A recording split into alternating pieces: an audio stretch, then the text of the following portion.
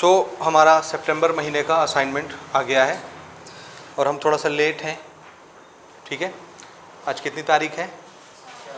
4 तारीख है, ठीक है। 4 तारीख की शाम की रिकॉर्डिंग हो रही है। मैं थोड़े सी छुट्टी में था कुछ दिन, इस वजह से थोड़ा सा लेट है, ठीक है ना। तो कल मॉर्निंग तक यानी 5 को ये वीडियो भी आ जाएगी, तो वहाँ से भी आप लोग इसको टैली कर सकते हो। और इस बार का जो असाइनमेंट है, असाइनमेंट नंबर 2 यानी सितंबर महीने का असाइनमेंट, इसमें टोटल 7 क्वेश्चंस दिए गए हैं मैथमेटिक्स के, क्लास 10th मैथमेटिक्स, ठीक है। और ये 7 क्वेश्चन आपके 4 चैप्टर से बनाए गए हैं, आई थिंक, है ना। Chapter number 4 arithmetic progression, chapter number 5 ratio and proportion, chapter number 6 coordination geometry, chapter number 7 graph. तो कितने चैप्टर हो गए? 4। एक हो गया आपका एपी, चौथा चैप्टर, रेशियो प्रोपोर्शन 5वां चैप्टर, कोऑर्डिनेट ज्योमेट्री 6वां चैप्टर, ग्राफ 7वां चैप्टर। तो टोटल कितने चैप्टर हुए? 4 चैप्टर से इसमें क्वेश्चन आए हैं। टोटल क्वेश्चन 7 है। पहला जो क्वेश्चन है, चलिए अब हम डिटेल एनालिसिस इसका स्टार्ट कर रहे हैं। पहला जो क्वेश्चन है वो एपी से है और पहले ही एक्सरसाइज है। पेज नंबर कितना है? 110 ना। 110 में आपको ये क्वेश्चन मिल जाएगा। पेज नंबर 110, एक्सरसाइज नंबर 1 का ही है, चैप्टर नंबर 4। क्वेश्चन नंबर कौन सा है? 20। 20वां क्वेश्चन आपकी टेक्स्ट बुक में आपको ही मिल जाएगा, ठीक है। हमारा क्वेश्चन है, देखिए यहाँ पे बोर्ड में, इफ एन एरिथमेटिक प्रोग्रेशन, थोड़ा सा सेंटेंस आगे पीछे है, चलेगा, बुक में आपको मिलेगा। If pth term is q, qth term is p, बात तो वही है, कैसे भी लिखो। तो ये 20वां क्वेश्चन है आपके टेक्स्ट बुक का। पेज नंबर बता दिया मैंने, 110, ठीक है। ओके, क्वेश्चन है, if an arithmetic progression whose pth term is q, एक AP है जिसका pth टर्म कितना है? q, और qth टर्म कितना है? p। तो आपको ये प्रूव करना है कि उसका p प्लस qth टर्म कितना होता है? 0। p plus qth term 0। अब ऐसे क्वेश्चन जब AP के आए तो आपको AP का एक फॉर्मूला याद करना है। एक ही फॉर्मूला है, इसके बाद वाला एक्सरसाइज तो पूरा कट ही गया है एरिथमेटिक मीन को छोड़ के, है ना। सम वाला फॉर्मूला कट गया है, तो सम का फॉर्मूला हमको यूज़ नहीं करना। एक ही फॉर्मूला है और फॉर्मूला ये है कि अगर हमको nth टर्म का नंबर निकालना हो, कौन सा? nth टर्म का नंबर निकालना हो तो हमारे पास एक सुंदर सा फॉर्मूला है, कौन सा? an, nth टर्म का number a plus n minus 1 into d. यही फॉर्मूला है ना इकलौता, ठीक है। nth टर्म का नंबर इससे आ जाएगा। एक AP है, उस AP में पहले टर्म का नंबर, दूसरे टर्म का नंबर, तीसरे टर्म का नंबर, चौथे टर्म का नंबर, nth टर्म का नंबर कौन सा होगा? इस फॉर्मूले से आ जाएगा। इस फॉर्मूले में ये जो a यूज होता है, ये क्या होता है? AP का first term, this is first term. यहां पर जो D यूज होता है, ये क्या होता है? Common difference. कॉमन डिफरेंस किसको बोलते हैं? AP में किसी भी आगे वाले टर्म से पीछे वाले टर्म को माइनस करो। एक साथ जो 2 टर्म आ रहे हैं AP में, अगले टर्म से पिछले टर्म को माइनस करो, जो भी नंबर आया उसी को क्या बोलते हैं? Common difference. और किसी भी AP का पहला टर्म A से रिप्रेजेंट किया जाता है। N क्या है? जिस टर्म की बात हो रही है, पहला टर्म, दूसरा टर्म, तीसरा टर्म, चौथा टर्म, 5वां टर्म। मैं बोलता हूँ 5वां टर्म, तो N की वैल्यू क्या हो गई? 5, 5वां टर्म। उस 5वें टर्म में जो नंबर लिखा है वो क्या कहलाएगा? AN।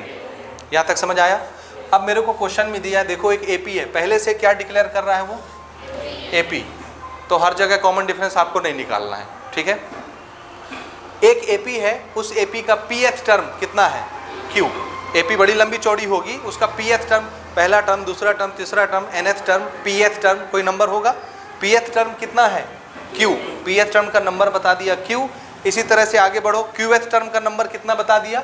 P। तो आप प्रूव करके दिखाओ कि उसी AP का P प्लस qth टर्म कितना आता है? 0। ये आपको प्रूव करना है। सिचुएशन समझ आया? मेरे को nth टर्म लिखने का फॉर्मूला आता है। अब मेरे को बोला जाएगा pth टर्म लिखो, तो मैं कैसे लिखूंगा? जहां n आता है nth टर्म में, जहां n आता है pth टर्म में, वहां क्या आ जाएगा? P। qth टर्म में Q, nth टर्म में जहां जहां n आता है, qth टर्म में वहां वहां Q आ जाएगा, pth टर्म में वहां वहां P आ जाएगा। तो pth टर्म अगर लिखना है तो कैसे लिखूंगा? ऐसे, pth टर्म। और इसके लिए भी A फॉर एप्पल तो रहेगा ही फर्स्ट टर्म, जहां n आता था वहां कौन सा टर्म आ गया? P। nth टर्म है तो यहाँ n आता है, pth टर्म होगा तो वहां क्या आएगा? P minus 1 into D. बाकी सारी चीजें सेम रहेंगी। pth टर्म का एक्सपांशन ये हो गया। qth टर्म का एक्सपांशन, हाँ, जहां n आता था nth टर्म में, वहां q आ जाएगा qth टर्म में, ये एक्सपांशन। समझ आया? इसी तरह से जब मैं p प्लस क्यूएथ टर्म निकालूंगा तो उसको कैसे लिखूंगा, p प्लस क्यूएथ टर्म का नंबर, ऐसे लिखूंगा। तो जहां पे nth टर्म में n आता है वहां p प्लस क्यूएथ टर्म में क्या आ जाएगा, p प्लस क्यू। बाकी सारी चीजें सेम रहेंगी। n की जगह पर हम क्या लिख देंगे, p plus Q minus 1 into d. यही चीज निकालनी है अपने को ना, और ये निकाल के क्या प्रूव करना है कि ये कितना आता है, 0। ये हमको लाना है, प्रूव करके दिखाना है, ठीक है। अब ध्यान से देखो, अगर मेरे को p प्लस क्यूएथ टर्म चाहिए तो यहाँ तो p प्लस क्यूएथ टर्म दिखना चाहिए। ये तो हम डिलीट नहीं कर सकते क्योंकि nth टर्म के लिए यहाँ से n डिलीट नहीं हो सकता, pth टर्म के लिए यहाँ से p डिलीट नहीं हो सकता। p यहाँ रहेगा तभी तो पता चलेगा ये pth टर्म है। qth टर्म के लिए यहाँ q होना ही चाहिए तभी पता चलेगा ये qth टर्म का नंबर है। इसी तरह से p प्लस क्यूएथ टर्म के लिए यहाँ p प्लस क्यू होना चाहिए तभी पता चलेगा ये p प्लस क्यूएथ टर्म है।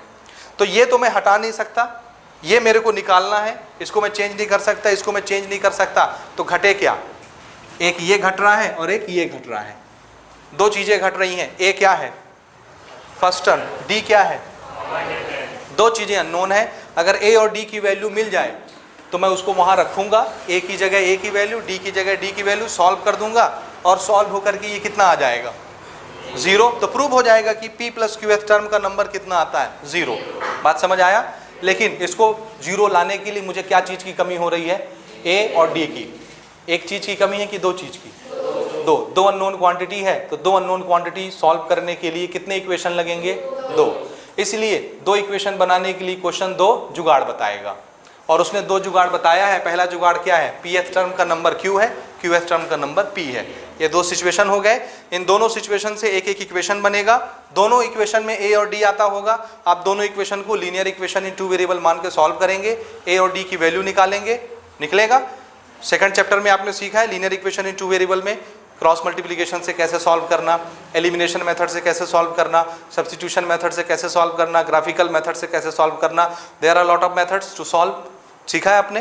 कोई भी मेथड लगा के ए और डी को सॉल्व करो, वैल्यू निकालो, ए की वैल्यू यहाँ रखो, डी की यहाँ रखो, निकाल लो p प्लस क्यूएथ टर्म का नंबर, वो 0 आ जाएगा ऑटोमेटिकली। तो मेरे को कितनी चीजें अननोन है यहाँ पे, 2, a और d। a फर्स्ट टर्म है, d कॉमन डिफरेंस है, और ये दोनों नहीं बदलता है एक ap के लिए। एक ap का पहला टर्म कभी नहीं बदलेगा, और वो ap है तो हर जगह डिफरेंस भी कभी नहीं बदलेगी, कॉमन डिफरेंस रहेगा। तो हमको स्टार्ट कैसे करना है, देखिए solution. Let first term and common difference of an A P be a and d respectively. First term क्या मान लिया मैं, स्मॉल a, एक AP होगी, मेरे को नहीं पता कौन सी AP है, लेकिन उस AP का पहला टर्म कितना होगा, a, और उस AP में कॉमन डिफरेंस क्या होगा, d। दोनों मान लिए।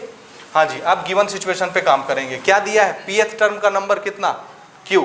तो गिवन देखिए, pth टर्म के नंबर को कैसे लिखोगे, a ऐसे। nth टर्म के नंबर को कैसे लिखते हो, an। तो pth टर्म के नंबर को कैसे लिखोगे, ap। और वो क्या बोल रहा है, pth टर्म का नंबर कितना है, q। तो ये pth टर्म का नंबर कितना हो गया, q। समझ आया। अगली चीज, qth टर्म का नंबर कितना है, p। तो nth टर्म अगर ऐसे लिखा जाता है, pth टर्म अगर ऐसे लिखा जाता है, तो qth टर्म भी ऐसे ही लिखा जाएगा, aq। This is qth term, और ये कितना है, p। हो गया, हो गया। nth टर्म का एक्सपांशन मैं जानता हूं, तो pth टर्म भी ऐसे ही एक्सपांड होगा, qth टर्म भी ऐसे एक्सपांड होगा। हम इन दोनों के एक्सपांशन लिख लेते हैं। pth टर्म को क्या लिखोगे बताओ, a plus p minus 1 into d is equal to q, और qth टर्म को a plus q minus 1 into d is equal to p। बोलिए, यहां तक कोई डाउट किसी को नहीं है ना, पक्का। ये एक इक्वेशन हो गया मेरा, और ये दूसरा इक्वेशन हो गया मेरा। इसमें कितनी अननोन क्वांटिटी है, 2 की 3 की 4। देखो Q और P क्वेश्चन ने दिया है, तो ये गिवन क्वांटिटी हो गई, नोन क्वांटिटी। समझ आया, आया कि नहीं आया। हाँ, ये pth टर्म है इसलिए यहाँ पे P दिखेगा, नोन है। ये qth टर्म इसलिए यहाँ Q दिखेगा, नोन है, उसको तो हम हटा ही नहीं सकते। तो फिर बचे क्या, a बच गया, d बच गया, a बच गया, d बच गया। यही a और d क्या है, 2 अननोन क्वांटिटी। और ये कैसा इक्वेशन है, लीनियर इक्वेशन इन 2 वेरिएबल्स। आ रहा समझ में, कैसा इक्वेशन, क्यों लीनियर इक्वेशन है, क्योंकि इसका पावर कितना है 1, इस d का पावर भी कितना है 1, दोनों वेरिएबल का पावर 1 है। 1 पावर वाले दो वेरिएबल के इक्वेशन क्या कहलाते हैं? Linear equation in 2 variable. इसको हमको सॉल्व करना है। किस मेथड से सॉल्व करना पसंद करेंगे? एलिमिनेशन। Very good. तो दोनों इक्वेशन को मैं यहाँ पे लिखता हूँ, a plus p minus 1 into d is equal to q, और ये है a plus q minus 1 into d is equal to p। देखिए a और d यही दो वेरिएबल हैं, दोनों में से एक वेरिएबल डिलीट होने के लिए तैयार है। कौन सा वेरिएबल है वो? a। क्यों? क्योंकि a का कोफिशिएंट नंबर यहाँ कितना है 1, इसका भी नंबर क्या है 1। जब दोनों के नंबर सेम रहते हैं तो वो डिलीट हो जाते हैं, बस उनके साइन अपोजिट होने चाहिए। यहाँ पर दोनों साइन पॉजिटिव हैं, तो एक इक्वेशन से दूसरे को क्या करना है? माइनस। तो आप ऊपर में लिख लेना सब्ट्रैक्ट, किसको किससे माइनस कर रहा हूँ मैं? सेकंड को फर्स्ट से। Subtract equation number 2 from equation number 1। लिख लोगे यहाँ तक? अब हम नीचे वाले को माइनस कर रहे हैं तो सबके साइन बदल जाएंगे। ये प्लस है तो माइनस, प्लस है तो माइनस, ये प्लस है तो माइनस। a प्लस में a माइनस में cancel. p minus 1 into D plus में q minus 1 into D minus में माइनस कर देते हैं। चलिए p minus 1 into D plus में, और माइनस में किसको लिखना है? q minus 1 into D. समझ में आ रहा है? ये वाली क्वांटिटी माइनस ये वाली क्वांटिटी लिखा गई। उसके बाद q प्लस में p माइनस में, so it is q minus p। हो गया? कोई डाउट यहाँ तक?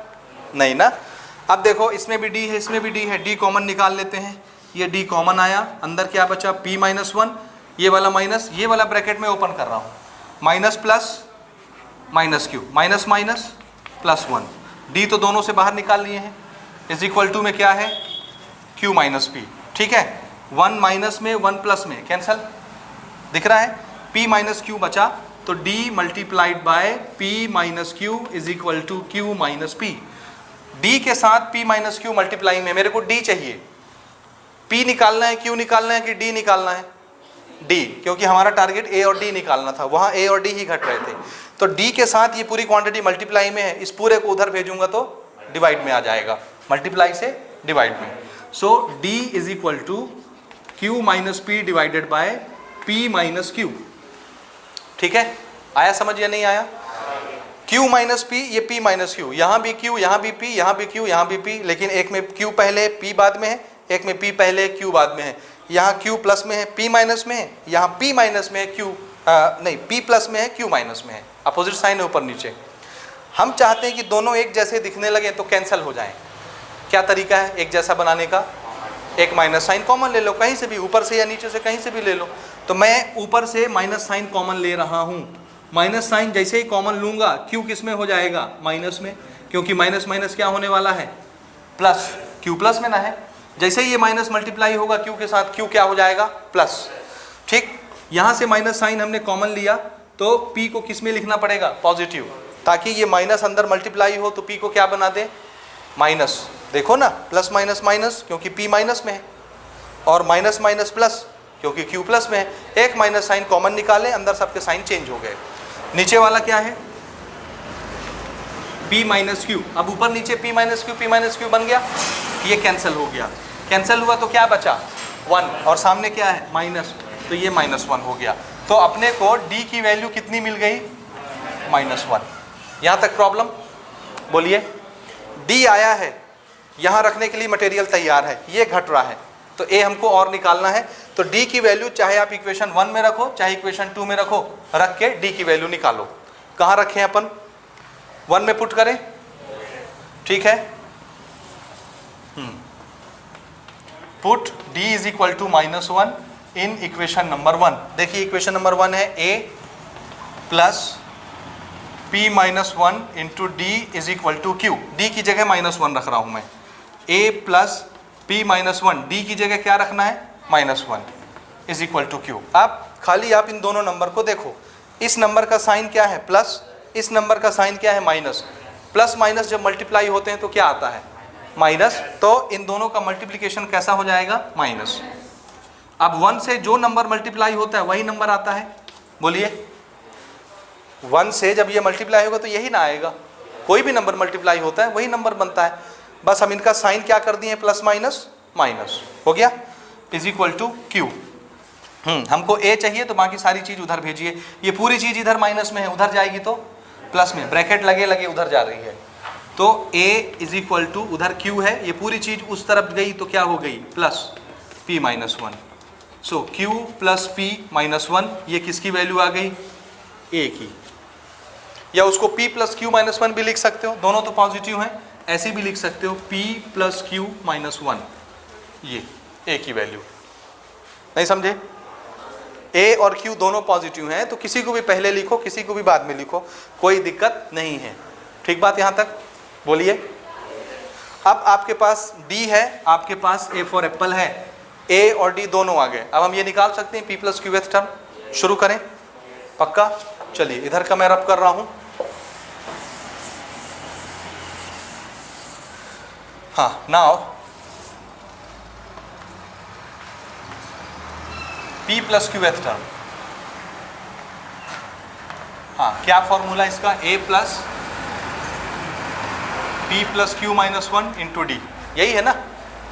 बीच में p प्लस क्यू तो दिखेगा ही, वो तो नहीं हटा सकते हम। वैल्यू पुट कीजिए। a की जगह क्या रखना आपको? p plus Q minus 1, a की जगह p प्लस क्यू माइनस 1, ये किसकी जगह रखे? a की वैल्यू। ठीक, उसके बाद ये वाला प्लस, ब्रैकेट में क्या है? p plus Q minus 1, d की वैल्यू क्या है? माइनस 1, तो d की जगह क्या रखना है अपने को? माइनस 1। यहाँ तक कोई प्रॉब्लम? वैल्यू रखे हैं। अब देखो ये वाले डब्बा और ये वाला डब्बा मल्टीप्लाई हो रहे हैं आपस में, ये क्वांटिटी ये क्वांटिटी। इस क्वांटिटी का साइन क्या है और इस क्वांटिटी का साइन क्या है? प्लस और माइनस, माइनस। तो दोनों का साइन मिटा के क्या लिख दूं मैं? माइनस। और 1 से जब ये मल्टीप्लाई होगा तो यही ना आएगा, और इसका साइन क्या हो चुका होगा? माइनस। ये समझ रहे हो? और ये वाली क्वांटिटी यहाँ एज इट इज हम लिख दे रहे हैं, ये। ठीक है, अब हम ये ब्रैकेट ओपन करेंगे। ठीक, ब्रैकेट ओपन होगा, पहले साइन माइनस है, सबके साइन चेंज होंगे। चलिए ओपन करते हैं। p plus Q minus 1, minus plus minus p, minus plus minus q, minus minus plus 1, p plus में p माइनस में कैंसिल, q प्लस में q माइनस में कैंसिल, 1 माइनस में 1 प्लस में कैंसिल, सब कट गए, क्या बचा? 0। तो इधर क्या था? p प्लस क्यू टर्म कितना आ गया? हाँ, और ये आपका प्रूव हो गया। ये ठीक है, तो उम्मीद है ये पहला क्वेश्चन समझ गए होगे आप। ठीक, चलिए अगले क्वेश्चन की तरफ चलते हैं। सेकंड क्वेश्चन, सेकंड क्वेश्चन भी एपी से ही है। Find the 12th term of arithmetic series 1/9, 4/9, 7/9, और ये बढ़ते जा रहे हैं एपी। 12वां टर्म पूछा इस एपी का। बुक में आप देखोगे पेज नंबर 109, फिर से एपी का ही क्वेश्चन है ये, chapter number 4, exercise number 1, page number 109, 109, और क्वेश्चन नंबर कौन सा है? 5। बुक में जो क्वेश्चन दिया उसमें nth टर्म पूछा है। कौन सा टर्म? और असाइनमेंट में जब ये क्वेश्चन आया है तो उसमें 12वां टर्म पूछा है। बुक में nth टर्म है और क्वेश्चन यहाँ असाइनमेंट में 12th टर्म। कोई अंतर नहीं है, बना लेंगे। ओके, चलिए स्टार्ट करते हैं जल्दी से। हाँ, पहले से क्वेश्चन ने इसको क्या डिक्लेयर किया है? एपी। ठीक है, सो दिस इज एपी। क्या है एपी? 1/9, 4/9, 7/9, और ये एपी ऐसे जा रही है। ठीक है, एपी से हम क्या क्या निकाल सकते हैं? फर्स्ट टर्म कितना है? 1/9। कॉमन डिफरेंस निकालना है तो आगे वाले टर्म से पीछे वाले टर्म को माइनस कीजिए। 4/9 से 1/9 को माइनस कीजिए, एलसीएम तो 9 ही आएगा, 9 और 9 का।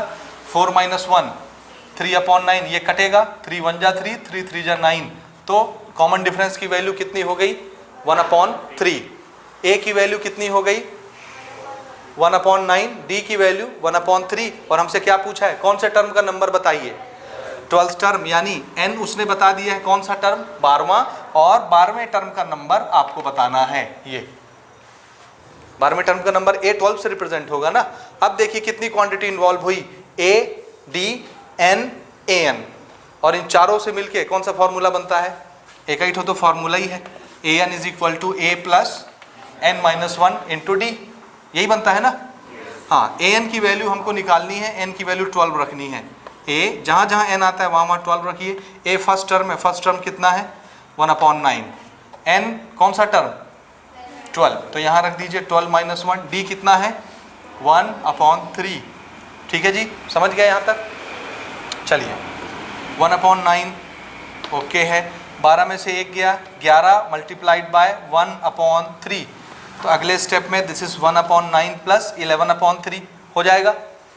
11 मल्टीप्लाइड बाय 1 11 डिवाइड में 3, नीचे 9 नीचे 3, दोनों का एलसीएम कितना आएगा 9, एलसीएम आपने लिया, एलसीएम आया 9, 9 से 9 डिवाइड करेंगे 1, 1 मल्टीप्लाइड बाय न्यूमरेटर 1 प्लस 3 से 9 को डिवाइड करेंगे 3, 3 3 जा 9 और 3 मल्टीप्लाइड बाय 11 33, और 33 और 1 जुड़ के कितने हो गए 34 डिवाइडेड बाय 9, कैंसिल होगा क्या? नहीं, तो मत होने दीजिए, यही है 12वें टर्म का नंबर। आंसर जरा इसका मैच कर लीजिए, ठीक है? अच्छा, बुक में तो नहीं मिलेगा आपको answer, this is our answer, 12वें टर्म का नंबर, और वैसा आएगा ही। क्यों ऐसा आ रहा है?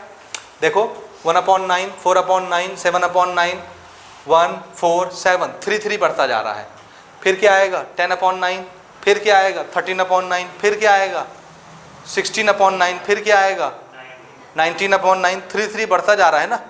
तो ऐसे करते करते करते जब 12वां टर्म आएगा तो क्या अपॉन 9 होगा 34/9, दिस इज करेक्ट आंसर। चलो अगले क्वेश्चन की तरफ बढ़ते हैं, थर्ड क्वेश्चन, ठीक है। तीसरा क्वेश्चन जो है वो चैप्टर नंबर 5 से आया है, रेशियो एंड प्रपोर्शन से, ठीक है। अनुपात एवं समानुपात बोलते हैं हिंदी में इसको, रेशियो एंड प्रपोर्शन इंग्लिश में। तो ये आपके 5वें चैप्टर से आया है, रेशियो प्रपोर्शन से, लेकिन ये बुक का क्वेश्चन नहीं है, नहीं मिल रहा ना बुक में, तो बुक का क्वेश्चन नहीं है, लेकिन मिलता जुलता है। आपके बुक में चैप्टर नंबर 5 में एक्सरसाइज नंबर 3 है, उसका पेज नंबर 141 है, 141 नंबर का पन्ना, उसमें 7वां क्वेश्चन आपको मिलेगा इसी फॉर्मेट का, बस वैल्यू अलग अलग है, यहाँ उन्होंने बदल दिया है क्वेश्चन, तो समझ में आ गया, पैटर्न वही है, क्वेश्चन की वैल्यू चेंज हो गई है। तो exercise number 3 page number 141 question number 7, ठीक है, मिलता जुलता क्वेश्चन है। चलिए बना लेते हैं। हमारा क्वेश्चन है, देखो, इफ़ 3 + x = 5 + x = 8 + x, इसको = पढ़ते हैं, डॉट को, 2 dot, then find the value of x, x की वैल्यू बताइए। जब एक से ज़्यादा रेशियो आपको दिखने लग जाएं, ये 2 होते तो रेशियो होता, 3 हो गए तो फिर ये प्रपोर्शन हो गया। क्या हो गया? जब भी प्रपोर्शन होता है तो प्रपोर्शन में 4 टर्म होते हैं, कितने? ऐसे देखो, ये वाला रेशियो A:B रेशियो है, रेशियो में हम क्या करते हैं, 2 चीज़ को कंपेयर करते हैं कि ये बड़ा है इससे तो कितने गुना बड़ा है, ये छोटा है तो इससे कितने गुना छोटा है, A:B 2:3। मान लो ये लेंथ है रस्सी की लंबाई, तो एक रस्सी की लंबाई 2 गुना है तो दूसरी रस्सी की लंबाई उससे 3 गुना है। 2 गुना 3 गुना समझ में आता है कि नहीं आता? आता है। दूसरी चीज़ हमने मेजरमेंट की, ये कोई रेशियो होगा, इन दोनों रेशियो को हमने मेज़र किया, ये 4 गुना है, ये 5 गुना है ना, और दोनों रेशियो अगर बराबर हो जाएं, समझ में आई बात? बराबर होने का मतलब A/B, इस रेशियो को ऐसे भी तो लिखते हो ना अपॉन में, और यहाँ C/D, जब आप ये डिवाइडेड बाय ये करोगे एक नंबर आएगा, ये डिवाइडेड बाय ये करोगे एक नंबर आएगा। अगर दोनों नंबर सेम हो गए, सेम, तो हम बोलेंगे A, B, C, D, ये चारों क्वांटिटी आपस में प्रोपोर्शन है। क्या है? तो जब 2 रेशियो आपस में बराबर हो जाते हैं, ये पहला रेशियो है A/B, A:B, ये दूसरा रेशियो है C:D, C/D, एक रेशियो दूसरा रेशियो, जब दोनों रेशियो कैसे हो जाए, इक्वल, तो हम क्या बोलेंगे कि ये चारों नंबर जो है वो आपस में कैसे हैं, proportion.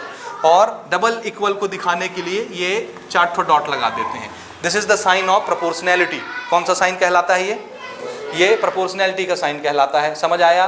A, B, C, D 4 quantity अगर आपस में प्रोपोर्शनल हैं तो इसका क्या मतलब है? इसका मतलब ये है कि इन दोनों का रेशियो जितना आता होगा उतना ही इन दोनों का रेशियो भी आएगा। समझ में आई बात या नहीं आई? आ गई।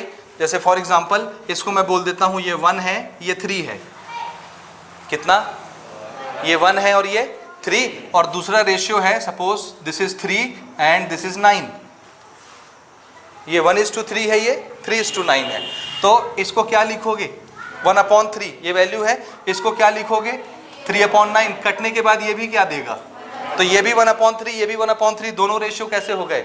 इक्वल। तो हम बोलेंगे 1 3 3 9, ये आपस में क्या है? चारों नंबर प्रपोर्शन। क्या है चारों नंबर? फिर से जब 4 नंबर प्रोपोर्शन हो जाते हैं तो क्या होता है चमत्कार प्रोपोर्शनैलिटी में, 4 नंबर जब भी प्रोपोर्शन होंगे हमेशा ये वाला नंबर और ये वाला नंबर इन दोनों का मल्टीप्लिकेशन इन दोनों के मल्टीप्लिकेशन के बराबर होता है। चेक कर लो, समझ आया? ये 4 जो नंबर लिखे रहते हैं जिनका रेशियो आपस में बराबर रहता है, पहला रेशियो दूसरा रेशियो बराबर बराबर रहेगा, इक्वल इक्वल, तो हम चारों नंबर को क्या बोलेंगे आपस में? प्रोपोर्शन है। और प्रोपोर्शन में बाहर बाहर के दोनों नंबर का मल्टीप्लिकेशन बीच के दोनों नंबर के मल्टीप्लिकेशन के बराबर होता है। बाहर के नंबर को हम बोलते हैं एक्सट्रीम टर्म। कौन सा टर्म? Extreme term. और ये बीच वाले नंबर क्या कहलाते हैं? Middle term. ठीक है, तो इसमें एक्सट्रीम टर्म कौन कौन से हैं? 1 और 9। एक्सट्रीम टर्म का मल्टीप्लिकेशन या एक्सट्रीम टर्म का प्रोडक्ट किसके बराबर होता है? मिडिल टर्म के मल्टीप्लिकेशन के बराबर या मिडिल टर्म के प्रोडक्ट के बराबर। आया समझ में या नहीं आया? जब भी 4 क्वांटिटी प्रोपोर्शनेट होंगी आपस में, प्रोपोर्शन में होंगी, यानी 2-2 का रेशियो आपस में बराबर होगा, तो चारों नंबर में क्या खासियत आपको दिखेगी कि जो बाहर बाहर में नंबर लिखे होंगे एक्सट्रीम टर्म के नंबर, उनका मल्टीप्लिकेशन किसके बराबर होगा? बीच के 2 नंबर के मल्टीप्लिकेशन के बराबर। क्लियर है ये? यहाँ कितने नंबर दिख रहे हैं? 4 ठो के 3 ठो? 3। और 2 से ज्यादा अगर दिखे समझ जाओ ये क्या है आपस में? प्रोपोर्शन। और प्रोपोर्शन में क्या ठो नंबर होने चाहिए? 4। तो हम इसको 4 बनाएंगे। देखिए पहला नंबर 3 + x, दूसरा नंबर 5 + x = 2, तीसरा नंबर 8 + x। खत्म। इसमें एक्सट्रीम टर्म कौन से नंबर बनेंगे? जो बाहर बाहर दिख रहे हैं, पहचानिए। 3 + x, 8 + x बाहर बाहर हैं, तो ये कौन से टर्म बन गए? Extreme term. मिडिल टर्म कौन सा है? हाँ, और मिडिल टर्म एक ही ठो दिख रहा है, इसलिए इसको 2 बार लिख देंगे। समझ आया? देखिए 3 + x एक्सट्रीम, 5 + x मिडिल, और ये लगाया 4 डॉट, क्योंकि बीच में कितने डॉट होते हैं? 4। वापस से इसी मिडिल को लिख दीजिए। 5 + x = 8 + x। बोलिए हो गए 4। हमारा सिद्धांत क्या है? एक्सट्रीम टर्म का मल्टीप्लिकेशन मिडिल टर्म के मल्टीप्लिकेशन के बराबर होता है। अगर मिडिल में 2 नंबर दिखते हैं तो दोनों को मल्टीप्लाई करो, और अगर 2 नहीं दिखता, एक दिखता है, उसको डबल कर लो। डबल करोगे मतलब उसका मल्टीप्लिकेशन उसका स्क्वायर ही कहलाएगा। तो मिडिल टर्म का स्क्वायर एक्सट्रीम टर्म के मल्टीप्लिकेशन के बराबर होता है। क्लियर? चाहे ऐसे लिखो चाहे डायरेक्ट कर लो। अब आप मल्टीप्लाई कीजिए। किसको किसको मल्टीप्लाई करना है? 3 + x किसके साथ मल्टीप्लाई होगा? 8 + x के साथ, इक्वल टू मिडिल टर्म का मल्टीप्लिकेशन तो स्क्वायर ही देगा ना। समझ रहे हो? ये दोनों सेम सेम नंबर है, मल्टीप्लाई हो गए 2 टाइम। उसको चाहे 2 अलग अलग बार लिखो या एक बार लिखे पावर 2 लगा दो। क्लियर?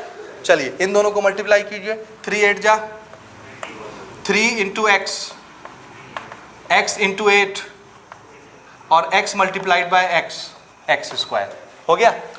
a + b का होल स्क्वायर का फॉर्मूला यहाँ लग जाएगा। बताइए, a फॉर एप्पल की जगह 5 है, a² 25 + b² + 2ab, 2 × 5 कितना हो गया? 10 × x, ये हो गया 2ab। चेक करो आया समझ में कि नहीं आया? a² + b² + 2ab, 2 × 5 × x, 10x। ठीक है? नहीं है? दोनों तरफ से x² कैंसिल हो जाएगा, होगा कि नहीं? इस x² को इधर बुलाऊंगा, -x² हो जाएगा, +x² -x² कैंसिल। और देखो 8x 3x कितने x हो गए? 11x। ये नंबर कितना है? 24 प्लस में ना, ये = इधर कितने x बचे? 25 + 10x। x को एक तरफ कर लो, नंबर एक तरफ कर लो। इधर 11x है, इधर 10x है, 10x को इधर बुलाओ, 11x - 10x होगा माइनस, उधर प्लस में इधर आया माइनस। 24 नंबर है, इधर 25 नंबर है, 24 को उधर भेजो नंबर के पास, 25 - 24। समझ आया? 24 प्लस में उधर जाके माइनस हो जाएगा। 11x में 10x गया, कितने x बचे? 1x। 25 में 24 गया 1, x की वैल्यू कितनी आ गई? 1। आप चेक करके देख लीजिए। ठीक है? चेक कैसे करना है देखिए, x की वैल्यू 1 आई है, रखिए यहाँ पे। 3 + 1 नंबर क्या बना? 4। 5 + 1 6, प्रोपोर्शनैलिटी का साइन। 5 + 1 6, 8 + 1 9। इन दोनों को जरा मल्टीप्लाई करके देखो कितना आया? 36। और इन दोनों को मल्टीप्लाई करके देखो एक्सट्रीम टर्म का मल्टीप्लिकेशन मिडिल के मल्टीप्लिकेशन के बराबर हुआ कि नहीं, मतलब आपने सही निकाला है। Clear, this is the value of x, note कर लें। नेक्स्ट क्वेश्चन ले रहे हैं हम लोग, क्वेश्चन नंबर 4। हमारा क्वेश्चन है find the third proportion of 18 and 6। 18 और 6 का थर्ड प्रोपोर्शन बताइए। ये क्वेश्चन भी हमारे रेशियो प्रोपोर्शन के चैप्टर से है, चैप्टर नंबर 5, लेकिन बुक का नहीं है, बुक से बाहर है क्वेश्चन। आपको इसका एक फॉर्मेट मिलेगा एग्जाम्पल नंबर 12 में, पेज नंबर 135 में। ठीक है, कौन सा page number 135, 135, example number 12। Value अलग है, वहाँ एक्स वाई में दिया है 8xy और एक क्या है 4x²y, और यहाँ पर हमको दो नंबर दे दिया है खाली 18 और 6, कोई फ़र्क नहीं पड़ता, पैटर्न वही है। ठीक है, थर्ड प्रोपोर्शन पूछा है, नंबर चाहे कुछ भी दे, कहीं से भी क्वेश्चन दे, आपको बनना चाहिए। ठीक है, थर्ड प्रोपोर्शन, वर्ड क्या यूज़ कर रहा है वो, हाँ, रेशियो के एक स्टेप आगे। तो ये दोनों नंबर जो दिख रहे हैं वापस में कैसे होंगे, प्रोपोर्शन में, है कि नहीं। और प्रोपोर्शन में कितने नंबर होने चाहिए, 4।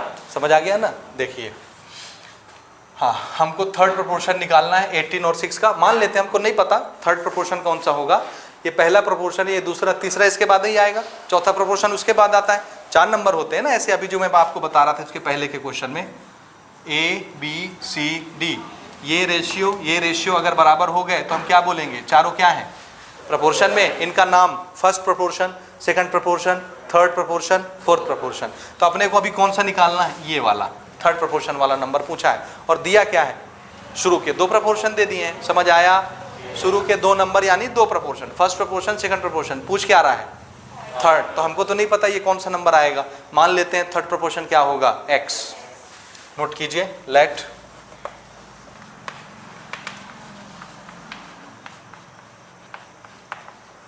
Third proportion be x। Third proportion क्या है, x। तो बोलिए क्वांटिटी क्या हो जाएगी, प्रोपोर्शन 18:6:x। ऐसे लिखोगे ना, इसके पहले का क्वेश्चन ऐसे ही लिखा था, 3 + x:2, 5 + x:2, 8 + x, ऐसे ही था। तो 3 नंबर हो गए, तीसरा प्रोपोर्शन हमने x मान लिया है। और अभी अभी मैंने आपको बताया कि अगर x यहाँ लिख गया, ये यहाँ लिख गया, तो कितने टर्म होने चाहिए, 4। अभी कितने दिख रहे हैं, किसको 2 बार लिखोगे, हाँ, बीच वाले को ना, मिडिल को। और एक्सट्रीम में कौन से 2 नंबर दिख रहे हैं आपको, एक्सट्रीम टर्म 18 और 6 एक्सट्रीम टर्म हो गए, तो मिडिल क्या हुआ, 6। और हमारा नियम क्या कहता है, जब 4 क्वांटिटी प्रोपोर्शन हो जाए तो एक्सट्रीम टर्म का मल्टीप्लिकेशन किसके बराबर होता है, मिडिल के स्क्वायर के बराबर। मिडिल को 2 बार लिखो, मल्टीप्लाई होगा तो स्क्वायर ही हो जाएगा उसका। तो याद क्या रखना है, एक्सट्रीम टर्म का मल्टीप्लिकेशन मिडिल टर्म के स्क्वायर के बराबर होता है। पक्का कि नहीं, ठीक है।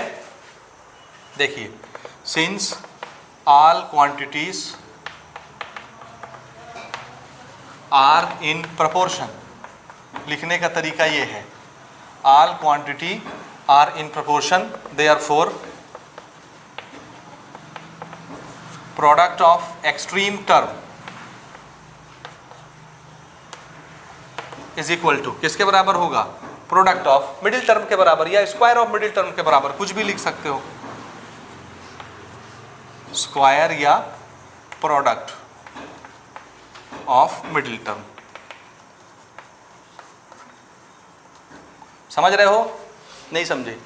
एक्सट्रीम टर्म में कौन कौन से 2 नंबर हैं, हाँ, ये दोनों टर्म का मल्टीप्लिकेशन, प्रोडक्ट, ये किसके बराबर होगा, square of middle term. Middle term कौन सा है, 6 का क्या करना है, स्क्वायर। तो 6 का स्क्वायर करोगे कितना हो जाएगा, 36। और x निकालना है, 18 मल्टीप्लाई में है तो 18 किधर आ जाएगा, डिवाइड में, 18 2 जा, x की वैल्यू कितनी हो गई, 2। और आप रख के चेक भी कर सकते हो, यहाँ 2 रखिए, चेक करने का तरीका, दिस इज 18:6:2, x की वैल्यू 2 आई ना। इसको कितनी बार लिखना आपको, 2 बार। 18:6 प्रोपोर्शनेट टू 6:2 करिए एक्सट्रीम का मल्टीप्लिकेशन, 18 दूनी 36, और मिडिल का मल्टीप्लिकेशन करिए 36। आया इक्वल कि नहीं, मतलब है वो वैल्यू क्या होगी, 2 ही होगी। हो गया ये, नोट करें। अगले क्वेश्चन में बढ़ते हैं। हाँ, क्वेश्चन नंबर कौन सा है ये, 4 है, 5 है, नहीं, यहाँ पे 5 है ना, ठीक है, ये क्वेश्चन हमारा आया है चैप्टर नंबर 6 कोऑर्डिनेट ज्योमेट्री से, और उसका एक्सरसाइज नंबर 2 है। सेकंड एक्सरसाइज में क्वेश्चन नंबर 4 है। ठीक है, पेज नंबर 156 में 156 नंबर के पन्ने में आपको टेक्स्ट बुक में मिलेगा। Second exercise question number 4। ठीक है, क्वेश्चन देखिए क्या है हमारा। Find the coordinates of point P। शब्दों में हेर फेर रहेगा बुक में और यहाँ पे।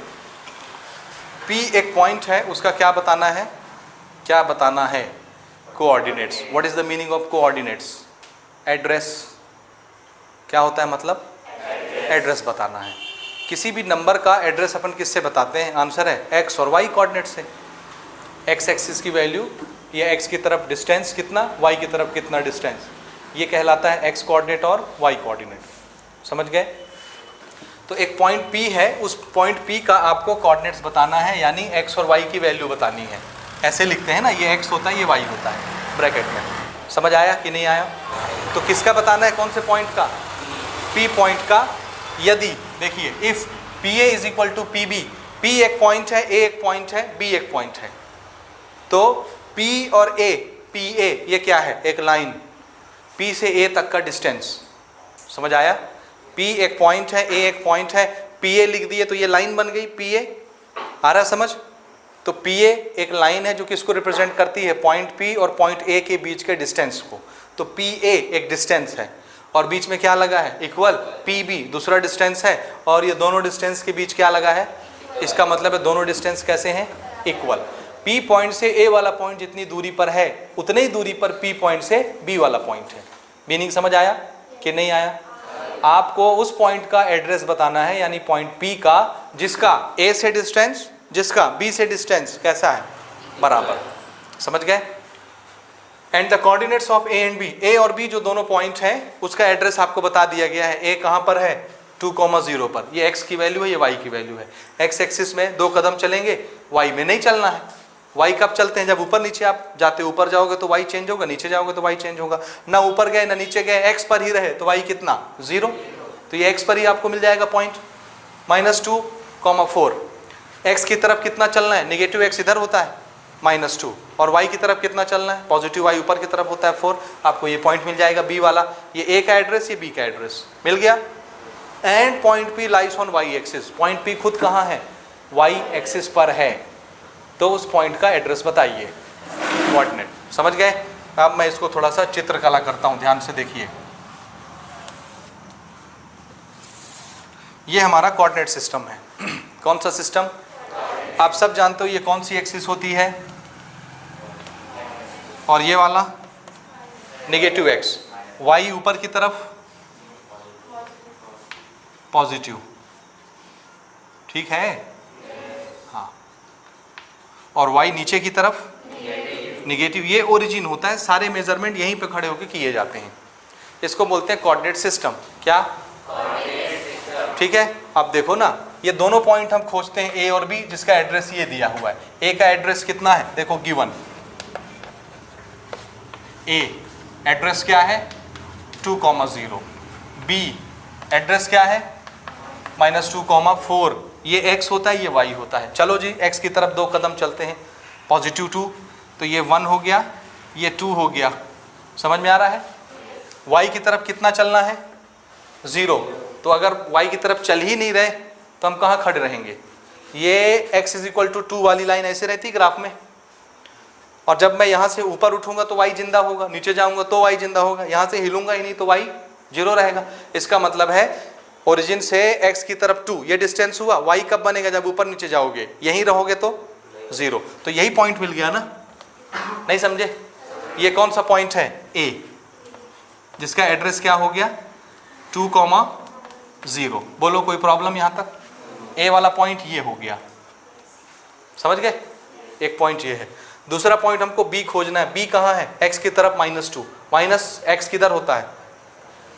ये वाला -1 और ये वाला -2। ये -2 वाली लाइन ग्राफ में ऐसी होती है। ये मैं खींचना नहीं चाह रहा, यहाँ भी हम खींच सकते थे। ठीक है, ये -2 वाली लाइन है। y की तरफ कितना जाना है? +4। प्लस y किधर होता है? ऊपर की नीचे। तो हम ऊपर की तरफ 4 चलेंगे। This is 1, this is 2, this is 3 and this is 4। 4 वाली लाइन ऐसे जाएगी यहाँ से, ग्राफ में जाती है ना 4 वाली लाइन इस तरह से, ग्राफ में तो ऐसी लाइनें भी होती हैं, ऐसी लाइनें भी बहुत सारी होती हैं, तो ये 4 वाली लाइन है ये, और इन दोनों लाइन ने यहाँ पे एक दूसरे को काटा, so this is the common point. ये वो पॉइंट है जो y एक्सिस से कितनी दूरी पर है x की डायरेक्शन में -2, और x से कितनी ऊंचाई पर है 4, ये y हो गया। तो ये हमारा कौन सा पॉइंट है B, इसका एड्रेस क्या हो गया -2,4। कोई डाउट, कोई संदेह लोकेट करने में कि प्रॉब्लम है? समझ में आया? नहीं आया? नहीं भी आया हो तो भी हाँ बोल दो ना, आया है ना? हाँ जी, ठीक है। इस तरह से दोनों पॉइंट लोकेट हो गए। अच्छा, अब देखिए हमको किस पॉइंट का कोऑर्डिनेट निकालना है, पॉइंट P का, और पॉइंट P कहाँ है? y एक्सिस पर है। कौन सी एक्सिस पर? और वो ऐसी जगह है कि P से A का डिस्टेंस जो बनता है वही डिस्टेंस P से B का होना चाहिए, दोनों डिस्टेंस बराबर होने चाहिए। तो y एक्सिस पर एक P पॉइंट खोजिए और ऐसी जगह खोजिए जहाँ से B का डिस्टेंस और A का डिस्टेंस कैसा होता हो, बराबर होता हो। तो कहाँ पर होना चाहिए उस पॉइंट को? अभी हम कहीं भी बना सकते हैं क्योंकि हमको नहीं मालूम कि वो कहाँ पर होगा पॉइंट, लेकिन डिस्टेंस आपको सेम दिखना चाहिए, डिस्टेंस। तो अगर मैं यहाँ पे बना दूंगा तो B से डिस्टेंस ये हो जाएगा, A से डिस्टेंस ये हो जाएगा। ये ज़्यादा लंबा दिख रहा है, ये छोटा दिख रहा है, दिख रहा है, मतलब यहाँ नहीं हो सकता। और कहाँ हो सकता है? यहाँ बना दिए तो यहाँ अभी अंदाजे से बनाएंगे क्योंकि हमको वैल्यू नहीं पता है। तो सपोज मैं यही बना दूँ, यहाँ पे चलेगा? मान लेता हूँ कि ये P है, P से A फॉर एप्पल का जो डिस्टेंस है, दिख रहा है ना ये डिस्टेंस, ये वाला PA, इतना बड़ा डिस्टेंस दिखा लेंथ A तक का, वही डिस्टेंस P से B तक का होगा। अब ये स्ट्रेट लाइन बन गया है, वो इत्तेफाक से बना है। किससे बना है? हाँ, हो सकता है ये थोड़ा नीचे हो, थोड़ा ऊपर हो, तो आड़ी तिरछी ऐसी लाइन बनती, ऐसी लाइन बनती, कैसे भी बनती। अभी हम सिर्फ समझने के लिए बना रहे हैं इसको, ठीक है? तो हम थोड़ा सा इसको चेंज जरूर करेंगे ताकि स्ट्रेट लाइन बिल्कुल ना दिखने लगे। ये समझ रहे हो ना? हाँ, हमको तो नहीं पता ये कहाँ पर होगा, तो इसको हम थोड़ा सा यहाँ बना लेते हैं। ये चलेगा? ये A वाला डिस्टेंस हो गया और ये B वाला। अब थोड़ा सा आड़ा तिरछा दिख रहा है। मैं ये मान लेता हूँ कि ये पॉइंट P है। कौन सी एक्सिस पर बनाया है मैंने इसको? ये कौन सी एक्सिस है? y एक्सिस पर है। और ध्यान से देखिए P से A तक का जो लेंथ आपको दिख रहा है डिस्टेंस, सेम डिस्टेंस ये भी दिख रहा है, ऑलमोस्ट बराबर बनाया मैंने कि नहीं? तो PA जितना है उतना PB भी है। हो गया? तो इस पॉइंट का एड्रेस बताओ कहाँ पर फंसेगा y एक्सिस में ये पॉइंट। अब एक चीज़ ध्यान रखिए, कोई भी पॉइंट जब x एक्सिस पर होती है, जैसे ये वाला पॉइंट A का कहाँ पर मिला था? x एक्सिस पर मिला था, तो इसका क्या जीरो था? y। क्यों? क्योंकि जब हाइट होगी तब y जिंदा होगा, हाइट नहीं होगी, चाहे आप यहाँ से नीचे उतरो तो y निगेटिव आ जाएगा, यहाँ से ऊपर जाओ तो y पॉजिटिव जिंदा हो जाएगा, लेकिन यहीं पर रहोगे तो y नहीं जिंदा होगा। y कब जिंदा होता है? जब हाइट आती है, नीचे की वाली या ऊपर वाली, ठीक है? और अगर आप y में हो तो x कितना होगा? ये y एक्सिस है, इसी एक्सिस पर x कितना होगा? 0। x कब पैदा होगा? जब आप इस तरफ जाओ तो x की तरफ बढ़ रहे हो, या इस तरफ जाओ नेगेटिव x पैदा होगा, इधर जाओगे पॉजिटिव x, इधर जाओगे नेगेटिव x, यहीं पर रहोगे तो x कितना रहेगा? 0। तो एक पॉइंट जो y एक्सिस पर होती है उसका x कोऑर्डिनेट कितना होता है? बोलो ना। नहीं आया पिक्चर समझ में? नहीं आया समझ में? जोर से बोलो, बोलो ना, आया कि नहीं आया? नहीं आया। ये देखिए, ये एक कोऑर्डिनेट सिस्टम है। मैं इधर चलता हूँ राइट की तरफ, इधर चलता हूँ लेफ्ट की तरफ, तो x पैदा होता है। अगर मैं यहीं पर खड़ा रहूँ, x की वैल्यू कितनी? 0, ओरिजिन है। यहाँ से एक कदम गया, x की वैल्यू 1, x की वैल्यू 2, x की वैल्यू 3, x की वैल्यू 4। x जिंदा कब हुआ? जब हम किधर चल रहे हैं? y एक्सिस से किस तरफ चल रहे हैं? ये वाला गैप देखो, दोनों हाथ के बीच का गैप बढ़ रहा है कि नहीं? ये कौन सा एक्सिस बढ़ रहा है? x axis. x coordinate change हो रहा है। फिर से यहाँ से अगर मैं इस तरफ आऊँ, ये गैप चेंज हो रहा है, मैं इस डायरेक्शन में चल रहा हूँ, इस एक्सिस से अगर दूरी बढ़ते जा रही है तो कौन सा डायरेक्शन चेंज हो रहा है? x direction. x coordinate change हो रहा है। इधर जा रहा हूँ तो नेगेटिव x चेंज हो रहा है, इधर जा रहा हूँ तो पॉजिटिव x चेंज हो रहा है। तो x कब जिंदा होता है? जब आप y एक्सिस से इधर हट जाओ या इधर हट जाओ। आया समझ में? और नहीं हटोगे तो x कितना रहेगा? 0। ये तो 0 वाली लाइन है ना, ओरिजिन से जा रही है, x 0 है। इधर जाओगे तो नेगेटिव x, -1, -2, -3, -4, इधर जाओगे तो +1 +2 +3 +4 x पैदा हुआ। सेम हाल ये y x एक्सिस है, x एक्सिस से जब ऊपर जाओगे तो y +1 +2 +3 +4 +5, x एक्सिस से नीचे जाओगे y -1 -2 -3 -4 -5।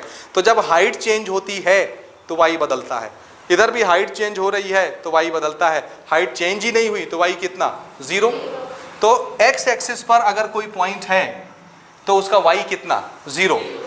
y एक्सिस पर अगर कोई पॉइंट है, ना वो इधर हिल रहा है ना इधर हिल रहा, मतलब x नहीं पैदा हो रहा, x बन ही नहीं रहा, तो x कितना होगा इसका 0। इसलिए इसका एड्रेस क्या होगा, x तो 0 हो गया, पहले हमेशा x को लिखते हैं फिर y को लिखते हैं। y कुछ हाइट तो है ना इसके पास, यहां दिख रहा है ये कौन सी एक्सिस है,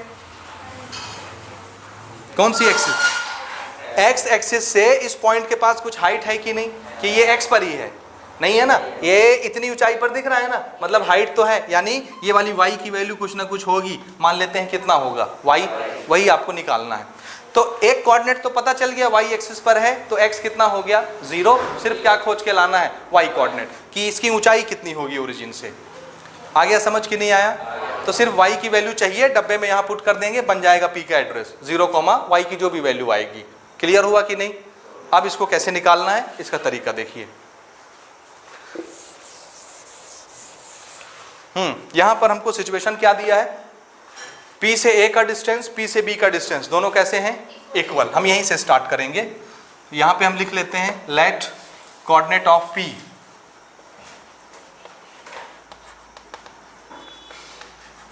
coordinate of P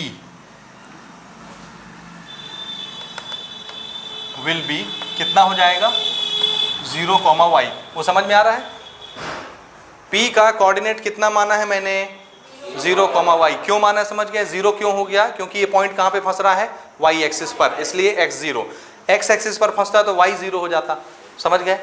okay, P का कोऑर्डिनेट 0, y हमको निकालना है। अब हम सिचुएशन से स्टार्ट कर रहे हैं। सिंस क्या दिया है हमको बताओ, P से A का डिस्टेंस किसके बराबर है, P से B के डिस्टेंस के बराबर। P से P एक पॉइंट है, A एक पॉइंट है, दिख रहा है ना, P एक पॉइंट है, A एक पॉइंट है, तो P से A तक का दोनों पॉइंट के बीच का जो डिस्टेंस है, जो ये लाइन दिखा रही है, सेम वही डिस्टेंस P पॉइंट और B पॉइंट के बीच का है, ये जो ये लाइन दिखा रही है, दोनों डिस्टेंस कैसे हैं इक्वल। ठीक है, यहाँ से हम स्टार्ट करेंगे और इसके लिए हम यूज़ करते हैं डिस्टेंस फार्मूला। क्या, जब हमको कोऑर्डिनेट दिया रहता है और डिस्टेंस निकालना रहता है, क्या दिया रहता है कोऑर्डिनेट्स, मतलब ये डब्बा x, y x, y x, y, इसको क्या बोलते हैं कोऑर्डिनेट। कोऑर्डिनेट दिया रहता है, डिस्टेंस निकालना रहता है, तो हम डिस्टेंस फार्मूला यूज करते हैं। And distance formula is √ x2 - x1 का स्क्वायर प्लस y2 - y1 का स्क्वायर। नहीं घबराइए नहीं, this is formula. x1 y1 x2 y2 coordinates हैं, हमारी मर्जी, हम जिसको चाहें उसको मान लें, x1 y1 x2 y2। समझ आया नहीं आया, नहीं आया ना, आया। हाँ देखो, मैं अभी आपको बताता हूँ, घबराइए नहीं, अभी ये चैप्टर यहाँ नहीं हुआ है ना, इसलिए थोड़ा सा कन्फ्यूज़न है, जब हो जाएगा तो कन्फ्यूजन सारी दूर हो जाएंगी। हो गया ये, देखिए x2 x1 y2 y1 कितनी क्वांटिटी आई, 4, एक है x1 एक है x2, एक है y1 एक है y2। मेरे पास कौन से दो पॉइंट हैं जिनको मैं कंसीडर कर रहा हूँ, P और A, इन्हीं के बीच का डिस्टेंस ये लिखा मैंने ना, ये डिस्टेंस फार्मूला है, जब हम पढ़ेंगे तो डिटेल कवर करेंगे। P और A दोनों के बीच के डिस्टेंस को निकालने का ये डिस्टेंस फार्मूला है, समझ आया। अब ये x1 y1 x2 y2 क्या है, कोऑर्डिनेट्स दोनों पॉइंट के। P का कोऑर्डिनेट क्या दिख रहा है 0, y, A का कोऑर्डिनेट क्या दिख रहा है 2, 0, किसी को भी x1 y1 मान लो, किसी को भी x2 y2 मान लो, समझ आया नहीं आया, किसी को भी x1 y1 किसी को भी x2 y2 मान लीजिए। तो देखो मैं क्या करता हूँ, मैं इसको बोल देता हूँ ये क्या है x1, इसको बोल देता हूँ ये क्या है y1। x1 y1 ये पहला कोऑर्डिनेट इसका, ये x होता है ये y होता है, तो इसको पहला बिंदु माना, तो मैंने इसको क्या बोलूँगा, ये x1 है ये y1 है, तो इसको क्या मानना पड़ेगा x2 और इसको y2। तो जहाँ जहाँ x1 y1 x2 y2 आ रहा है वैल्यू पुट कर दूंगा वहाँ से देख के। आया समझ या नहीं आया, आ गया ना। ये बीच में हम लगाए इक्वल और पहले हम इसकी वैल्यू पुट करते हैं, उसके बाद इस पर आते हैं। या इसके लिए भी वही फॉर्मूला रहेगा, P और B के बीच का डिस्टेंस x2 - x1 का स्क्वायर प्लस y2 - y1 का स्क्वायर। अब ये कौन से दो पॉइंट के बीच का डिस्टेंस है? P और B कहाँ है? ये है P, ये है B, दोनों के कोऑर्डिनेट्स हैं। P का कोऑर्डिनेट्स है 0, y, B का कोऑर्डिनेट है -2, 4। किसी को भी x1 y1 मान लो, किसी को भी x2 y2 मान लो। समझ आ रहा है? इसको मैं x2 y2 लिख चुका हूं, तो इसको क्या मान लूं? x1 y1। समझ गए? नहीं समझे? हाँ, इसको क्या बोल दूंगा मैं? ये x1 है और ये क्या है? y1। ये मेरा x2 y2, दोनों बार मैं इसी को x2 y2 ले लूंगा। समझ आया भैया? हाँ, अब आप बताइए, मैं वैल्यू पुट करता हूँ। ठीक, चलिए पहले P और A को देखो और कोऑर्डिनेट्स बताओ। x2, ये सबसे पहली चीज देखिए, दोनों तरफ स्क्वायर कीजिए। स्क्वायर करने से स्क्वायर रूट क्या हो जाएगा? कैंसल। स्क्वायर रूट हटाने के लिए तरीका क्या है? दोनों तरफ क्या कर दीजिए? स्क्वायर। यहां पे लिख लीजिए, squaring on both side to cancel square root. ठीक है, दोनों तरफ स्क्वायर किए, स्क्वायर रूट क्या हो गया? कैंसल। समझ गए ना?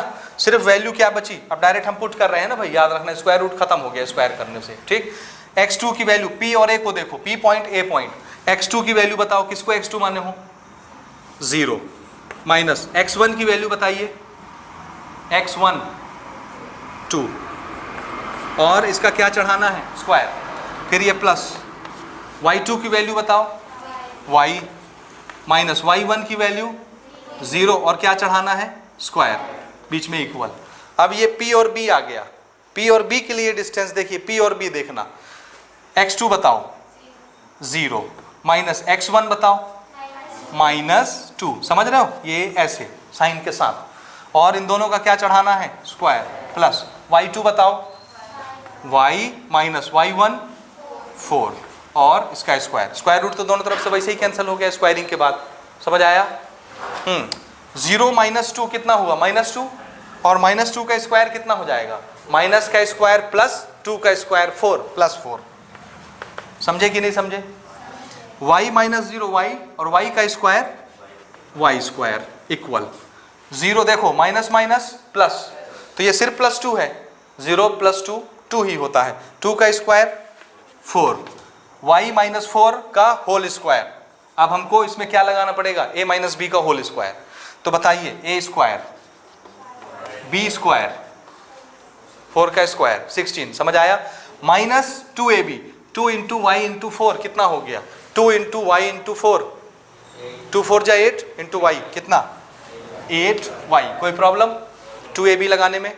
a square plus b square minus 2ab। Clear? a minus b का होल स्क्वायर। अब इधर y स्क्वायर, इधर y स्क्वायर कैंसिल होगा। समझे क्यों कैंसिल होगा? इधर प्लस में है, इधर बुलाऊंगा माइनस हो जाएगा, y स्क्वायर प्लस में y स्क्वायर माइनस में कैंसिल। इधर 4 बचा, इधर 4 बचा, कैंसिल, है ना? अब ये 16 - 8y है, 8y निगेटिव है, इधर बुला लिए, उधर क्या बचा? 16। 8 मल्टीप्लाई में है तो उधर जाएगा, डिवाइड में कट पिट के कितना देगा, और y की वैल्यू कितनी आ गई? और y बस तो चाहिए था, क्योंकि x तो पहले से मालूम है 0 है। समझ आया? तो P के कोऑर्डिनेट कितने हुए? यहां लिख रहा हूं, देयरफॉर कोऑर्डिनेट्स ऑफ P कितना हो जाएगा? बताइए। 0, y था, तो 0, क्या लिखना है बताओ? 0, 2। तो ये ऊंचाई कितनी होगी? बोलो। 2। ये 1 है, ये 2। ठीक जगह तो बनाए थे पॉइंट? नहीं समझे? सही जगह बनाए थे ना? ये 1, ये 2, तो इसकी ऊंचाई कितनी होगी? हाइट 2, और x कोऑर्डिनेट कितना? 0। तो खोज लोगे कहां पे आएगा पॉइंट P? तो ये पॉइंट P का एड्रेस हो गया। This is the coordinate of point P, 0, 2। हो गया? नोट कर लो। अगला क्वेश्चन ले रहे हैं, क्वेश्चन नंबर 6। ठीक है, सेम इसी चैप्टर से है, chapter number 6 coordinate geometry, exercise number 3 का क्वेश्चन नंबर 4, लेकिन वैल्यू अलग है। वहाँ पर वैल्यू क्या दी है? 3, 7, 6, 8, और हमारे क्वेश्चन में वैल्यू क्या दी है? 2 पॉइंट की, 7, 9, 5, 3। अदरवाइज क्वेश्चन सेम है, स्लोप निकालने का। हो गया यहाँ तक? हमारा क्वेश्चन है find the slope of the line which passes through this point. Slope निकालना है हमको। स्लोप किसको बोलते हैं? ढलान को। किसको? ढलान। इसके लिए एक दूसरा वर्ड यूज़ किया जाता है, ग्रेडियंट, जो आपकी बुक में भी है। क्या वर्ड? ग्रेडियंट। ठीक है, सबसे पहले देखिए उस लाइन का स्लोप निकालना है जो कौन से दो पॉइंट से पास होती है। एक स्ट्रेट लाइन है जो कहाँ से पास होती है, एक इस पॉइंट से, एक इस पॉइंट से। ये पॉइंट के एड्रेस होते हैं ना कोऑर्डिनेट ज्योमेट्री में। कोऑर्डिनेट सिस्टम में किसी पॉइंट का एड्रेस किससे बताया जाता है, एक्स कोऑर्डिनेट और वाई कोऑर्डिनेट से। तो ये किसी एक पॉइंट को दिखाते होंगे। चलिए सर्च कर लेते हैं कहाँ पे दिखाते होंगे। ये ओरिजिन है, ये हमारा एक्स एक्सिस है, ये वाई एक्सिस है। देखिए एक्स की तरफ मैक्सिमम वैल्यू कितनी है, 9। ये वाई की तरफ है, सॉरी, मैक्सिमम वैल्यू कितनी दिख रही है, 9। एक्स में 7, वाई में 9, एक्स में 5, वाई में 3। तो वाई में मैक्सिमम वैल्यू 9 गई है। मैं थोड़ा इसको नीचे बना लूँ, है ना।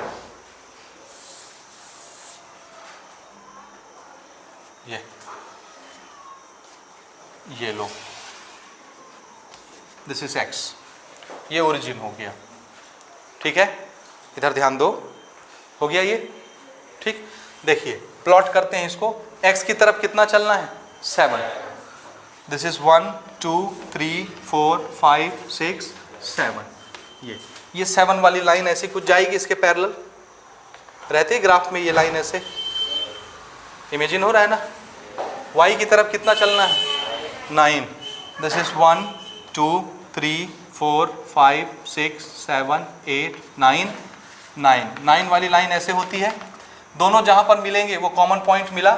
इस पॉइंट का हमने नाम रख दिया ए फॉर एप्पल, और इसका एड्रेस क्या हो गया, 7,9 मिल गया। 7,9 पहला पॉइंट। दूसरा पॉइंट इसका नाम हम बी रख देते हैं, 5,3। एक्स की तरफ कितना चलना है, 5। 1 2 3 4 5। ये 5 वाली लाइन हो जाएगी हमारी ये। और y की तरफ कितना चलना है, 3। This is 1 2 3। ये 3 वाली लाइन हो गई। ये कॉमन पॉइंट मिला, इस पॉइंट का नाम हमने रख दिया b। This is 5,3। ये ठीक है, दोनों पॉइंट दिख गए कोऑर्डिनेट ज्योमेट्री में, कोऑर्डिनेट सिस्टम में। दोनों को जोड़िए, एक लाइन दिखेगी। क्वेश्चन क्या है, find the slope of the line which passes through this point. उस लाइन की ढलान बताइए, स्लोप बताइए जो इन दोनों पॉइंट से गुजरती है। समझ आया, नहीं आया? हाँ, तो इन दोनों पॉइंट से गुजरने वाली लाइन ये है, ऐसे। ठीक है, सीधी बनाना, मैं टेढ़ी बना दिया हूं, आप थोड़ी सी सीधी बना लेना।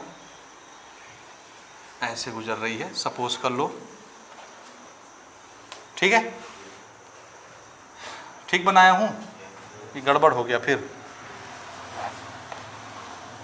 ये ठीक है, ये 2 पॉइंट, ये वाली लाइन दोनों पॉइंट से गुजरती है।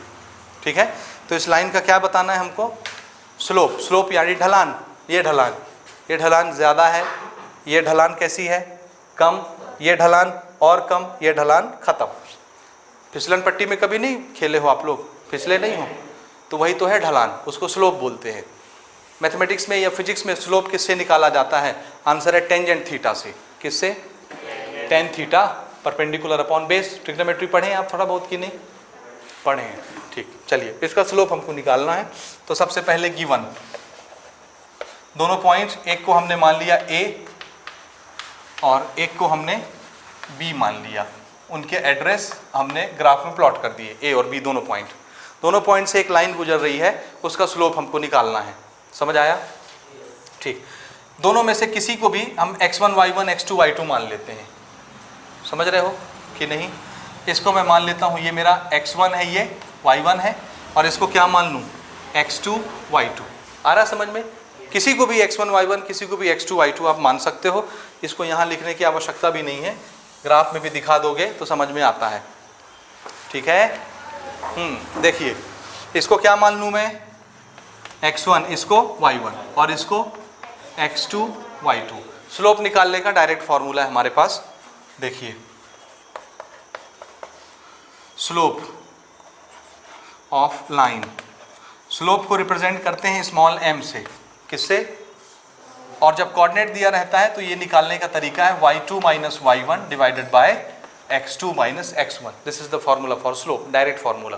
This is nothing but quantity in y axis upon quantity in x axis, perpendicular upon base. ये हम फिर डिस्कशन बाद में करेंगे, जब इसका टॉपिक आएगा तो डिटेल कवर करेंगे वहाँ पर। अभी फिलहाल फॉर्मूला ये है, ताकि ये वीडियो, ये लेक्चर ज़्यादा लंबा ना हो जाए। ठीक है, तो डायरेक्ट हम x1 y1 x2 y2 value वहाँ से दिख ही रही है, हमने बना लिया है, पुट करेंगे स्लोप आ जाएगा। पुट करिए, y2 कितना दिख रहा है 9, y1 3 divided by x2 7, x1 5। Solve कीजिए, 9 में से 3 गया 6, 7 में से 5 गया, 7 में से 5 गया 2, ये कटेगा 2 3 जा 6, तो स्लोप की वैल्यू कितनी आ गई 3। बस this is answer, slope is 3। अभी फिलहाल ये समझिए ये फॉर्मूला होता है स्लोप का, y2 minus y1 upon x2 minus x1। बाद में हम लेक्चर में कवर करेंगे कि ये कैसे आता है, कैसे बनता है और इसको निकालते कैसे हैं। हो गया, लास्ट क्वेश्चन लेते हैं इसके बाद। चलिए लास्ट क्वेश्चन ले रहे हैं, क्वेश्चन नंबर 7। ठीक है, फाइनली आखिरी क्वेश्चन पे पहुँचे, जल्दी से ख़त्म करते हैं। लास्ट क्वेश्चन जो है वो चैप्टर नंबर 7 से आया है, ग्राफ। ठीक है, और उसमें एक ही एक्सरसाइज है, एक्सरसाइज नंबर 1, उसमें आपको क्वेश्चन नंबर 4 में आपको ये मिल जाएगा। सेम क्वेश्चन है बुक से। ठीक है, पेज नंबर 179 बुक में आपकी 179, exercise number 1, question number 4 of chapter number 7 graph. इसमें बच्चों को कन्फ्यूज़न ये रहता है कि सर ग्राफ तो कट गया है सिलेबस से, कैसे क्वेश्चन आ गया। एक बच्चे ने भी पूछा था मुझसे, तो देखो ग्राफ नहीं कटा है, ग्राफ का चैप्टर नहीं कटा है, लीनियर इक्वेशन इन 2 वेरिएबल में जो ग्राफ है चैप्टर नंबर 2 में, वो ग्राफ कटा है, graphical method. Linear equation in 2 variable solve करने का एक मेथड है ना, ग्राफिकल मेथड, वो वाला मेथड कटा है ग्राफिकल, वो ग्राफ कटे हैं। 3 तो ग्राफ ही है खाली उसमें, वो ग्राफ कटे हैं। ये पूरा चैप्टर बचा है, यहाँ से एक भी क्वेश्चन रिड्यूस नहीं हुआ है। समझ आ गया? तो चैप्टर नंबर 7 कटा है कि बचा है? बचा है, पूरा बनाना आपको, ये रिड्यूस नहीं हुआ है। क्लियर? चलिए बनाते हैं। इसमें 2 क्वेश्चन है बेसिकली। देखिए, find the values of x square for different value of x. पहला क्वेश्चन है, क्या करना है, क्या पता करना है? वैल्यूज किसकी? एक्स स्क्वायर की। किसके लिए? एक्स की अलग अलग वैल्यू के लिए। ठीक है, पहला क्वेश्चन ये है। दूसरा, जब पता चल जाए वैल्यू तो draw a graph between the value of x and x square. X के लिए एक्स स्क्वायर आप पता कर रहे हो ना अभी, अलग अलग, दोनों के बीच का ग्राफ बनाइए। ठीक है, और यहाँ उन्होंने बता दिया है एक्स की वैल्यू कहाँ से कहाँ तक जाएगी, -4 से +4 तक। ये नंबर लाइन है, नेगेटिव उधर होता है, पॉजिटिव इधर होता है। -4 से +4 बीच में कितने नंबर आ जाएंगे? -4, फिर -3, फिर -2, -1, 0, फिर 1 2 3 4। तो -4 से +4 समझ आया? हाँ, तो सबसे पहले एक डब्बा बनाइए ऐसे। ठीक है, थोड़ा और इधर मैं ले लेता हूँ इसको।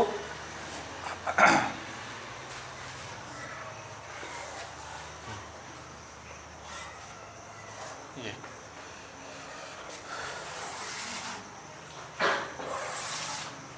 देखिए, यहाँ पर हम रख लेते हैं x और यहाँ हम निकालेंगे एक्स स्क्वायर। ये x और ये क्या निकाल रहा हूँ मैं? X square. x की वैल्यू कहाँ से कहाँ तक ले जानी है मेरे को? हाँ, तो देखिए -4 के बाद क्या आता है? -3 के बाद, -2 के बाद, -1 के बाद, 0 के बाद, 1 के बाद, 2 के बाद और 3 के बाद 4। बस -4 से +4 हो गया। इसके लिए हमको एक्स स्क्वायर निकालना है।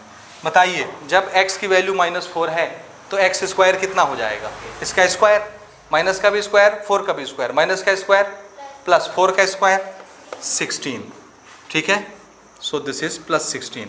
माइनस का स्क्वायर प्लस 3 का स्क्वायर 9, माइनस का स्क्वायर प्लस 2 का स्क्वायर, माइनस का स्क्वायर प्लस 1 का स्क्वायर 1, 0 का स्क्वायर 0, 1 का square 1, this is 4, this is 9, this is 16।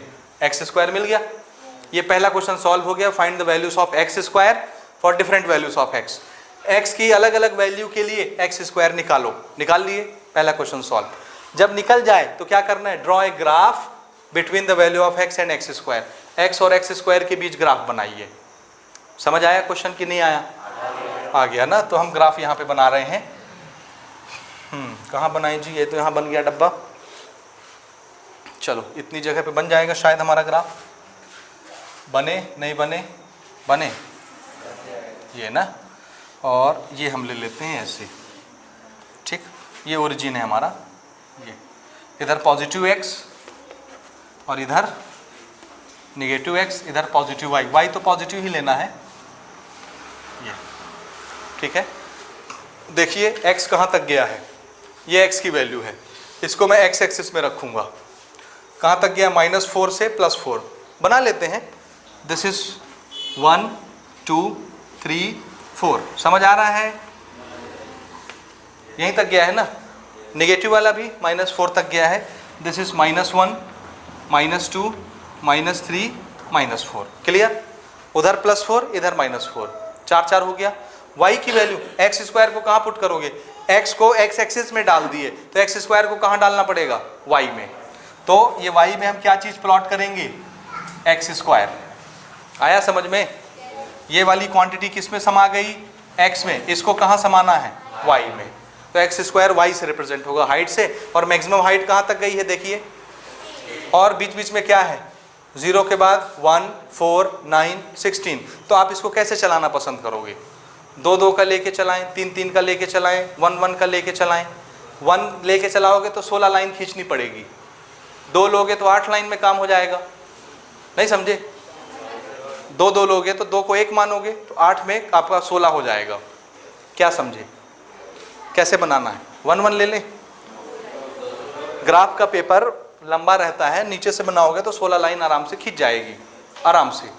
तो मैं 16 ही खींच लेता हूँ, देखो 1 2 3 4 5 6 7 8 9 10 11 12 13 14 15 और ये 16, समझ रहे हो?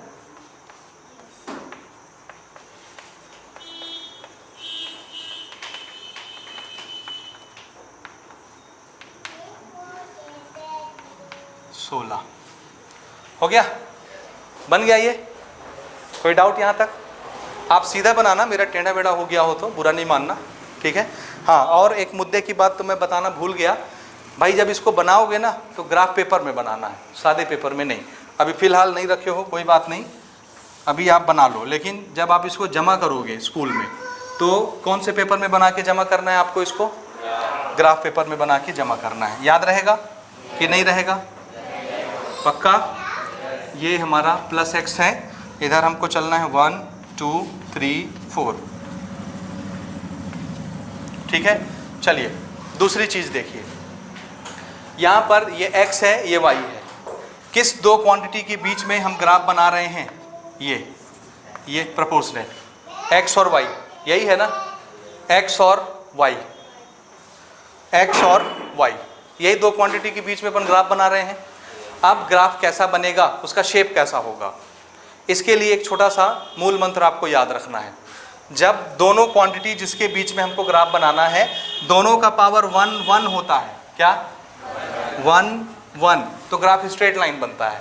कैसा बनता है? लेकिन एक का पावर 1 हो और दूसरे का पावर 2 हो तो स्ट्रेट लाइन नहीं बनता, कर्व बनता है। कैसा बनता है? और ये वो क्वेश्चन है जो बहुत सारे गाइड में भी मिस्टेक है, बहुत सारे टीचर भी इसको गलत बताते हैं। स्ट्रेट लाइन बना के आप देखोगे बहुत सारी गाइड आपकी जो चलती है, नवबोध प्रबोध युगबोध की, जो उसमें ये कैसा बना रहता है, स्ट्रेट लाइन ऐसे, वो रॉन्ग है। याद रहेगा? तो कैसे पहचानते हैं ग्राफ कैसा बनेगा? पावर देख के। पावर अगर 1 1 है दोनों क्वांटिटी की तो ग्राफ कैसा बनता है? Straight line. और पावर 1 2 है तो ग्राफ कैसा बनता है? कर्व। तो इसका ग्राफ कैसा बनेगा? स्ट्रेट लाइन बनेगा कि कर्व बनेगा? कर्व बनेगा। ठीक है, चलिए शुरू करते हैं, बनाते हैं। देखिए यहाँ से x की वैल्यू -4, एक्स स्क्वायर की वैल्यू 16, x की वैल्यू -4, ये रहा -4 वाली लाइन, दिख रहा है ऐसे जा रहा है ग्राफ में। और 16 वाली लाइन, एक्स स्क्वायर तो हाइट से रिप्रेजेंट होगी y से, 16 वाली लाइन ये रही, ये दोनों कहाँ पर मिले? यहाँ पर। ये आपको पहला पॉइंट मिल गया। पॉइंट लिखते भी जाना है, -4, 16। कैसे लिखोगे? -4, 16, ये वाले पॉइंट का नाम लिखा गया। दूसरा पॉइंट क्या है? -3, 9, ये -3 वाली लाइन है। और 9 कहाँ मिलेगा हमको? ये 9 वाली लाइन, ये थोड़ा नीचे से, ये यहाँ पर मिला कॉमन पॉइंट, दिख रहा है? ये -3 वाली लाइन, ये 9 वाली लाइन यहीं पे मिली ग्राफ में। ये हमारा पॉइंट कौन सा हो गया? -3, 9, पहला पॉइंट ये, दूसरा पॉइंट ये, तीसरा पॉइंट -2 पे 4, -2 वाली लाइन ये होगी और 4 वाली लाइन ये होगी, ये मिल गया पॉइंट। ये पॉइंट कितना है? -2, 4। अगला -1 पे 1 ही मिल जाएगा, ये -1 वाली लाइन, ये 1 वाली line, this is the point -1, -1। आ रहा है समझ में? आया? हाँ, उधर खोजिए 0 पे 0, कौन सा पॉइंट मिला? ये x भी 0 y भी 0, ओरिजिन पे आएगा। फिर x 1 है, y पे 1 है, तो x पॉजिटिव 1 ये है, y पॉजिटिव 1 ये है, ये वाला पॉइंट मिला 1, 1। 2, 4, 2 वाली लाइन ये है, 4 वाली लाइन ये है, दोनों जहाँ पर मिलती हैं वो कॉमन पॉइंट ले लीजिए 2, 4। समझ रहे हो? 3, 9, 3 वाली लाइन ये है और 9 वाली लाइन ये है, दोनों जहाँ पर भी मिलेंगी ये वो कॉमन पॉइंट आपको ले लेना है। This is 3, 9। 4, 16, 4 वाली लाइन ये ऐसे जाएगी और 16 वाली लाइन यहाँ से ऐसे आएगी, ये यहाँ कहीं पर मिलेगा, ये दिस इज व्हाट 4, 16। बात समझ में आई? ये ठीक है, सारे पॉइंट्स हमको मिल गए। अब खाली इनको जोड़ना है, मिला के जोड़ने के लिए आपको चुनाव करना है कि आपको कर्व लाइन बनानी है कि स्ट्रेट बनाना है। तो कैसा बनाना है? कर्व। कर्व बनाने का तरीका स्केल रख के नहीं बनाना है, फ्री हैंड बनाना है।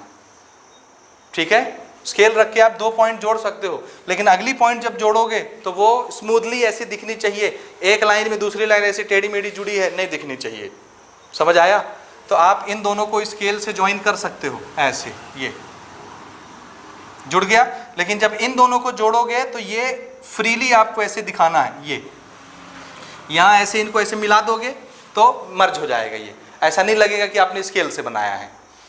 यहाँ से यहाँ स्केल से जोड़िए, यहाँ से यहाँ स्केल से जोड़िए और इसको ऐसे 2-3 बार चला दीजिए अपनी पेंसिल को, पेन को, मर्ज हो जाएगा। ऐसा लगेगा हाथ से बनाया है आपने, तो ऐसा लगेगा कि ये पूरी लाइन फ्रीली स्मूथली ऐसे बनी है।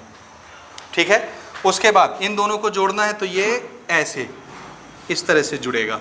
ये दिख रहा है क्या कहीं पे कॉर्नर ऐसे? अदरवाइज ये कैसा दिखता? स्केल से बनाते तो ये ऐसा दिखता।